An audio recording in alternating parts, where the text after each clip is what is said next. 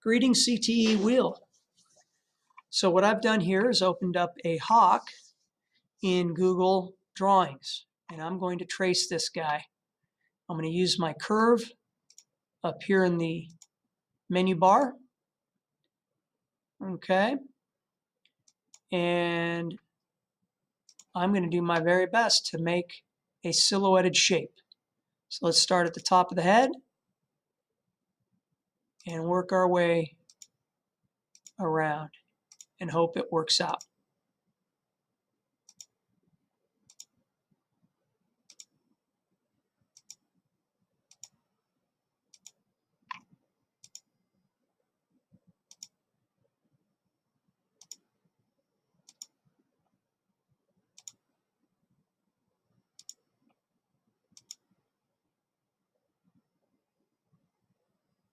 I'm going to click a couple times along the base here.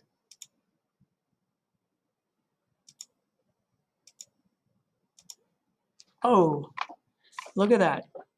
Well, I'm going to just start over and not worry about it. Now I notice if I click too close to the previous click, the one right before it, it wants to stop. So I have to remember that. Don't make your points too close.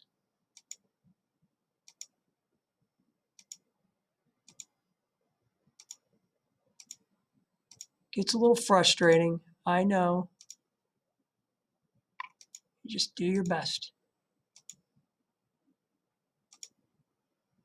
And there.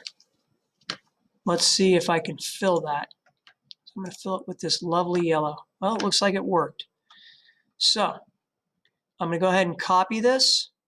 Use my selection tool, copy and paste, Control V, Control C, and Control V. Okay. Now I'm going to move this down. Now the reason why we copy it is so that this photo won't become in the way once we make our arrangement. Okay, because we're going to have several layers. So I'm going to go ahead and make a, in fact, I could probably get rid of this once I make a copy, or you could just drag it over. That's probably your best bet. So I like this little eyebrow. It looks like an eyebrow. So that's what you want to kind of do. You want to look for things that stand out. If you notice it, then you should trace it. Let me restate that. If you notice it as a shape, you should trace it. So I think that worked. I'm going to bring that over here. Okay. And now I'm going to trace his eye.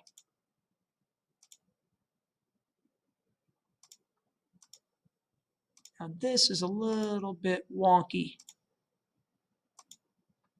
but it looks like it worked.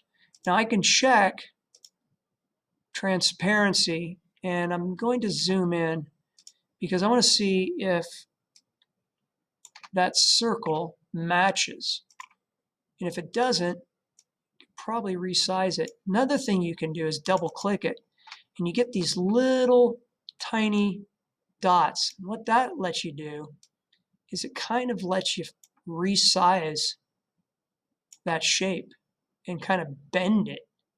So you just double click it, and that'll allow you to fine tune it. Okay.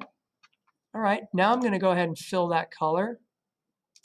Now it would help if I remembered what those other colors were. Okay, that seems to be okay. Okay, now I will move that over. Now, I'm going to talk about arrangement. So I notice that this, we'll call this again an eyebrow. I notice that's underneath the eyeball. I want it above the eyeball. So all you would do then is select it, go up to arrange, and bring forward. And you see? So it went right above it. Now I'm going to trace around his pupil because that's very important. Again, if you notice it as a shape that's going to help the identity of whatever you're tracing, in this case an animal, then you should trace it. Okay? Okay, good. So the order of this is good. I don't like the shape of it, so I'm going to double click it and I'm going to zoom in on it. So let me zoom in on it because it doesn't look all that good, does it? Now, I probably should have zoomed in on it while I was over by the bird, but I kind of know what it's supposed to look like. It's supposed to be a circle, right? If this was more complex, I would keep it over by the photograph until it actually matched the shape itself.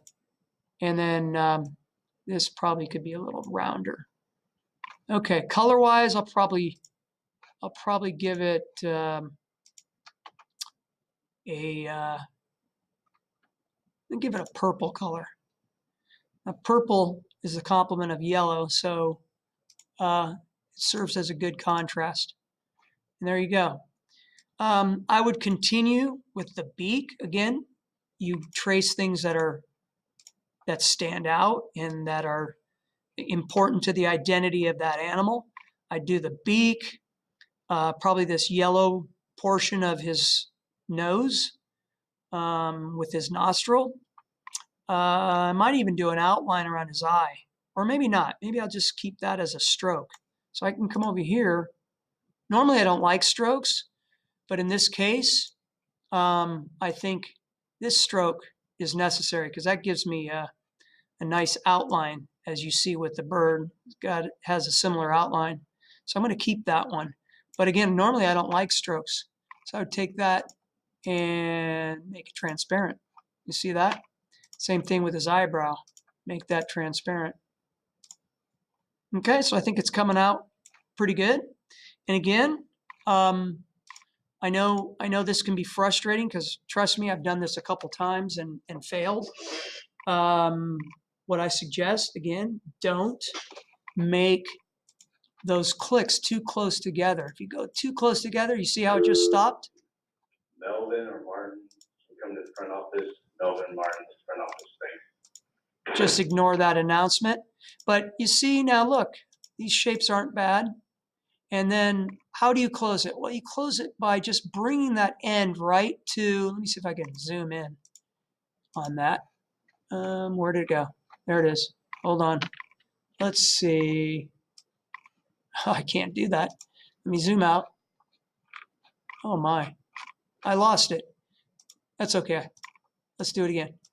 Okay, so you just bring it close and you see how it just sort of, almost like a magnet, and click. And that's it. I'll do it again. And click. Now again, go too close, it stops. So that's what was happening with my animals. So that might be a good tip for you. Make those clicks away from each other because you notice, again, I think it has to do with the fact that it wants to join those parts, right? If it gets too close, it wants to join. And so that's what's happening when it closes before you want it to close. All right, guys, I hope that makes sense. Do your best. This is due not for another week. And have a great weekend.